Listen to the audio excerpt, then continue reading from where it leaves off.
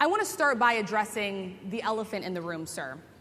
A lot of people did not think it was appropriate for you to be here today. You have pushed false claims about some of your rivals, from Nikki Haley to former President Barack Obama, saying that they were not born in the United States, which is not true. You have told 4 congresswomen of color who were American citizens to go back to where they came from. You have used words like animal and rabid to describe black district attorneys. You've attacked black journalists, calling them a loser, saying the questions that they ask are, quote, stupid and racist. You've had dinner with a white supremacist at your Mar-a-Lago resort. So my question, sir, now that you are asking black supporters to vote for you, why should black voters trust you after you have used language like that?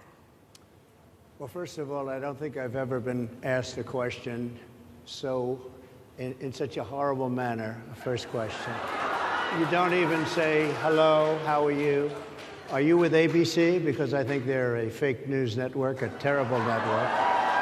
And I think it's disgraceful that I came here in good spirit.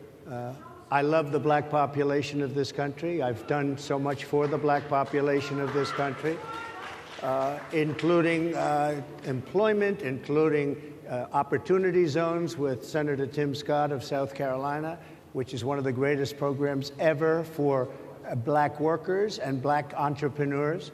I've done so much, and and I say this, historically black colleges and universities were out of money, they were stone cold broke, and I saved them, and I gave them long-term financing, and nobody else was doing it.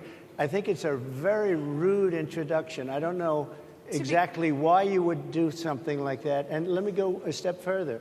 I was invited here, and I was told my opponent, whether it was Biden or Kamala, I was told my opponent was going to be here. It turned out my opponent isn't here. You invited me under false pretense.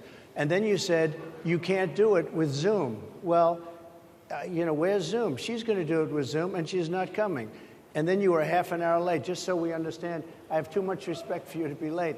They couldn't get their equipment working or something was wrong. Mr. President, I would love if you can answer the question on your rhetoric and why you believe that black voters should trust you with another 4 years. I have been the best president for the black population since Abraham Lincoln. That's my answer. Better than President Johnson, who signed the Voting Rights Act? And for you to start off a question and answer period, especially when you're 35 minutes late because you couldn't get your equipment to work, in such a hostile manner, I think it's a disgrace. Let me just ask a follow-up, sir, and then we'll